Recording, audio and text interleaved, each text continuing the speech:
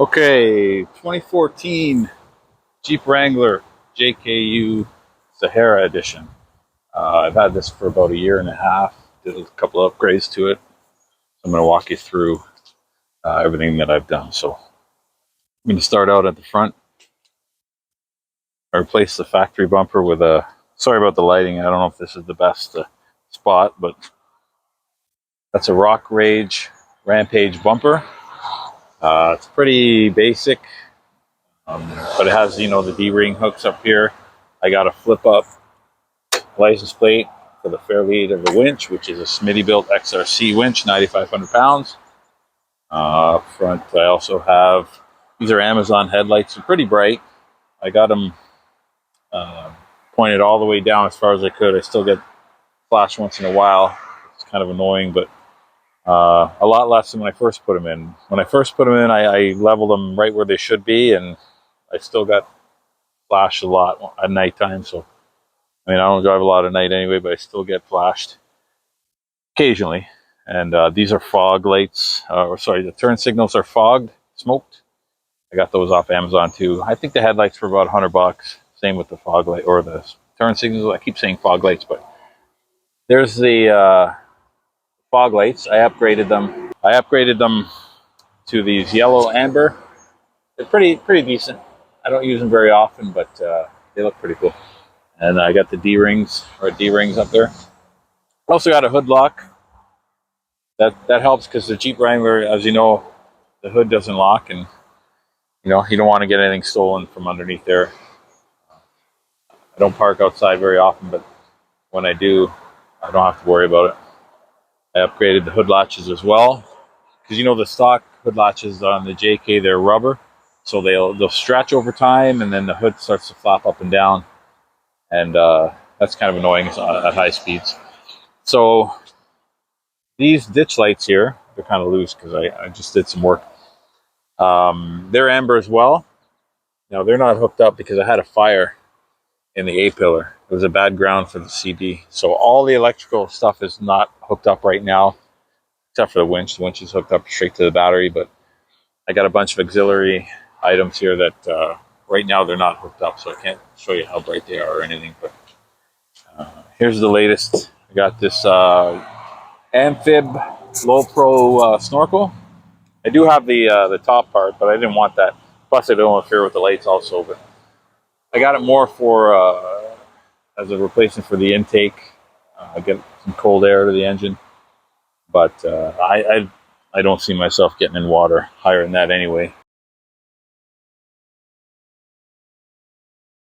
I extended the diff breathers as well, so if I do find myself crossing a deep river, then it should be okay. I think that's it up front. I guess I should have started with the tires and the lift. It's pretty stock. I got 35-inch K02s, BFG all-terrains, and worn jackhammer rims, or wheels, sorry. And the lift is just a spacer lift. It's the Teraflex 2.5-inch Budget Boost, they call it. So I'll work my way to the back. I got the rough country sidesteps. I need those now because I got a little boy who uses those to get in. But in my garage, I have the stock Rubicon rock rails. I'm going to put that in when the little guy's old enough to get in without those steps.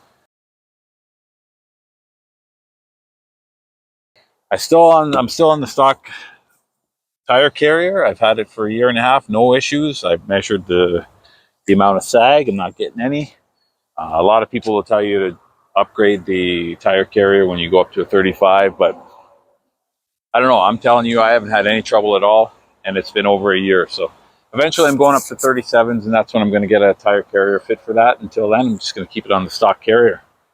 Taillights, also from Amazon, about $150, super bright. I love them. The bumper is just plastic dipped, same with that tow hook there. I plastic dipped it. There's the RuggedRidge, I guess, tow point that I put on there. It's a Stinger hook, I guess it's called. Trying to think of some other stuff. I got these door handle inserts. I got those from China, $10. I got 2 sets. So if you're looking for a set, hit me up, and they're available.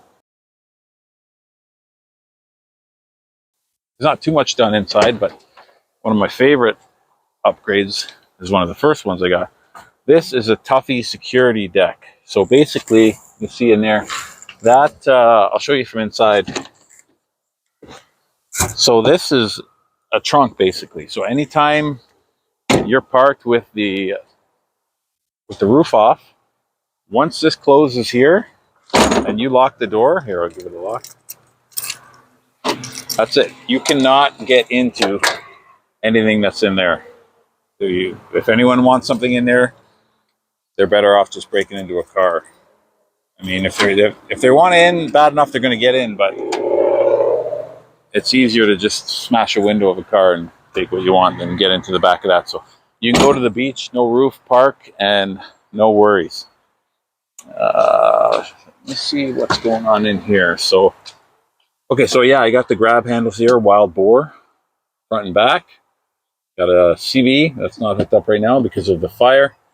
This is a bullet point phone mount. You can see when I shake it, the whole dash shakes. It's screwed in. It's not going anywhere. I like that. Here's a little thing I bought from, I think that was from China. Just a little storage, a little extra storage. You can stick a phone in there, maybe a pen.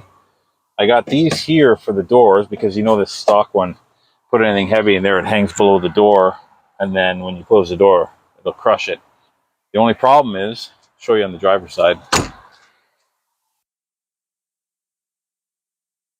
Problem I'm finding is that when I'm driving, my leg is rubbing up against this, and on long trips that's not fun. So I might take the driver's side one out because I do have this dead pedal here, which is one of my top 5 favorite mods I've done.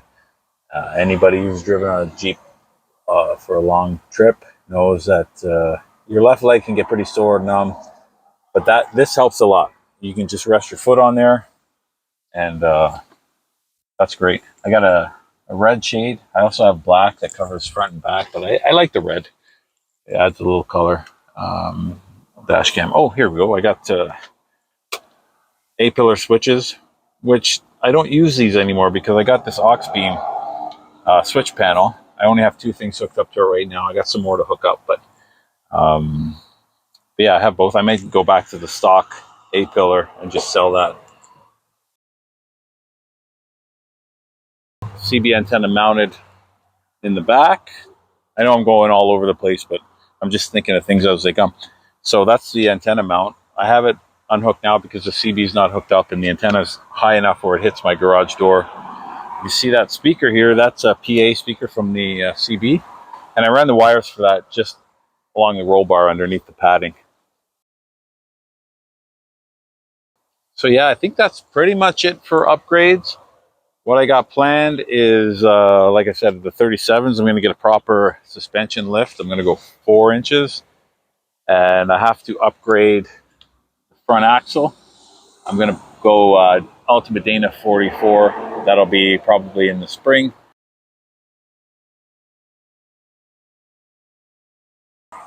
I hit the bottom with, well, I got under there, spent a morning shaving off all the rust, and then I hit it with Rust-Oleum rust remover. I'll go on the other side, you can get a better look. And then the Rust-Oleum rust paint, and that looking pretty nice under there. It was kind of rusty, but it was mostly surface rust, and it looks a lot better now. So I think that's it for upgrades. I'll take it home. I'll show you my garage where I keep the hoist. Okay, back here in the garage. Show you the setup we got. So I forgot to mention I have these trail doors here. They're EAG, about $1,100 on Amazon with the door hangers. Now, I didn't really trust these because I could only catch one stud, so I reinforced them with a piece of 2x4 underneath for the wall there. So got some cabinetry, keeps everything off the floor. There's all the stuff to keep the Jeep clean. Some ramps up there for oil changes. This cabinet here is all Jeep parts that, there's the top of that snorkel, that either the boxes for the stuff I've put on already or stuff that needs to go on. I think the next thing I have planned is I have that rough country. That's a third brake light extender. I'll show you why I need it. If you put an oversized tire on the back, it kind of cuts off the brake light there, see? So this extender, basically you cut it here and it adds a few inches to get that over the tire. Just in the garage here. Above there is the hoist. Basically you back the Jeep up, attach the straps, and then you pull. Here's all the strings. It's all knotted up. Usually I have it all nice around here, but basically you pull that and the strings go up. So I could take that top off in about 10 minutes by myself. So I don't use the soft top pretty much ever. It's in the basement. I haven't even taken it out this year. But anyway, here's the Jeep. It's amped. They only made that color in 2014. It's called Amped AMP apostrophe D. I didn't really like the color at first, but it was such a good deal.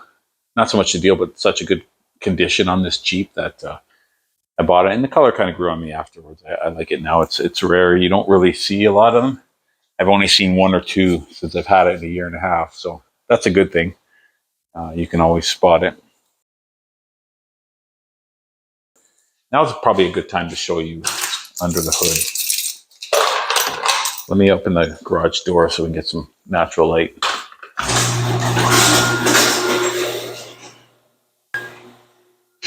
Okay.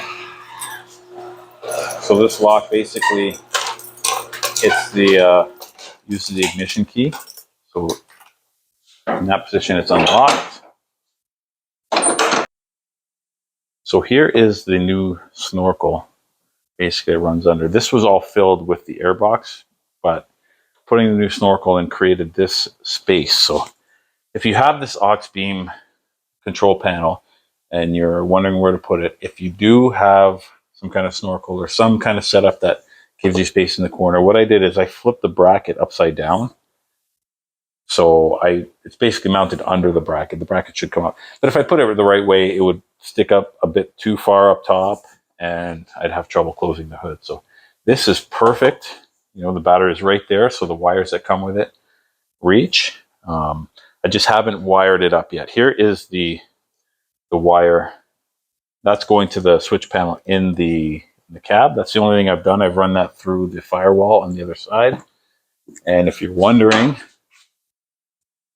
I previously had everything wired through here. I just cut that foam out a bit. Don't do that. This is much better.